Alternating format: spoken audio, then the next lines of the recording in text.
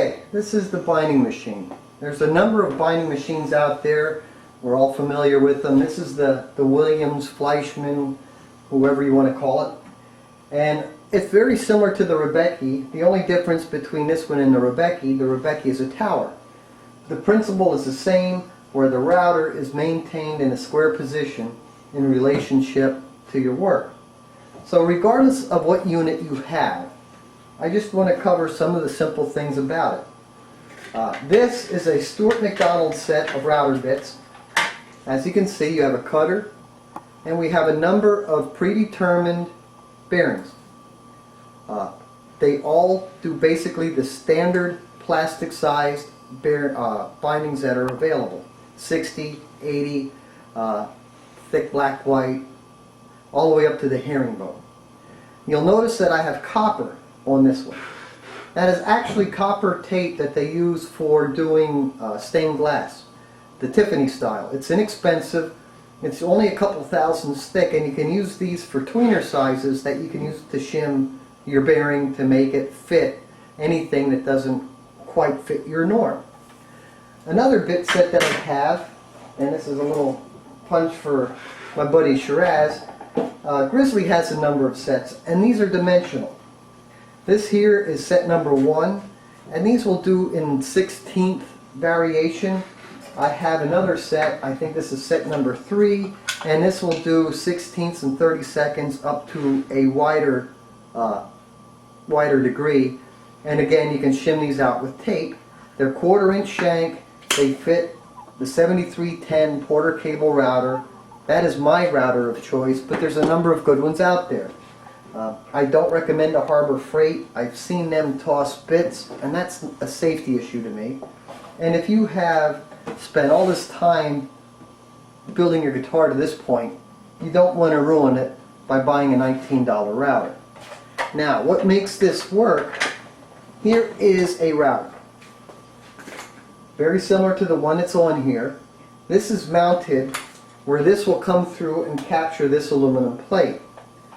You loosen this, and this will adjust your depth of cut so that you can adjust how much you want to remove out of the side.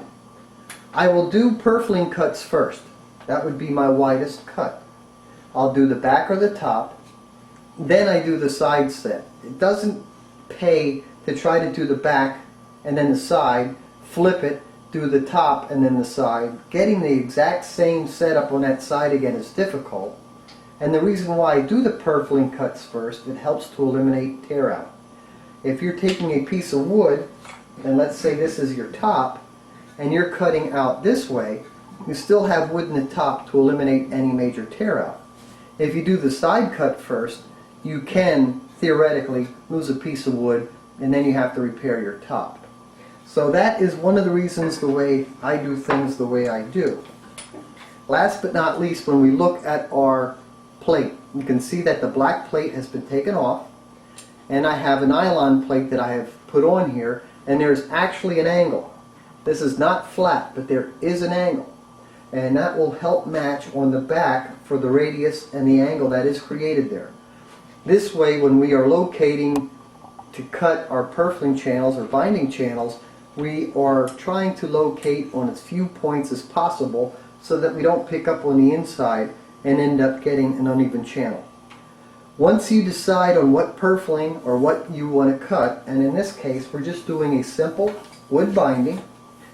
It is about 70 thousandths thick, not quite 3/16 high. So we already put in the bit, we already have what we need. I did do a test cut, so we know this is what the setup is on this particular machine. And when we take a sample and we place it into the kerf, you can see we're just about dead flush all the way around. And that is the way we want it. You really would prefer to bring the side down to the binding than bring the binding down to the side. And again, you can tweak stuff in a little bit by using some tape as a shim. The other thing that I would like to do is I usually run a piece of tape on the side, so where this bearing is turning, if I spin the bearing, I don't mark the side. Then when I'm done cutting that side, I will actually take the tape off, and that will give me a 10/1000 clean out cut so I can get that inner corner as sharp as possible. If you don't do that, when you go to put your binding in, and it hits this corner and it's not sharp, it can hold things off and then give you gaps. So you want to be aware of that, and we will probably take this binding when we put it on, and we'll also just sand the inside corner off a little bit so that we get very good side to side contact. Okay, with that, we already had the setup done. Now we want to set the body into this little fixture.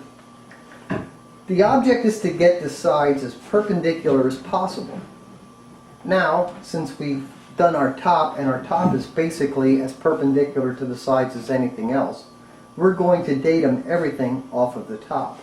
So, we will measure how high we are here, and that says 3.5 inches. So I can set up back here for 3.5 inches.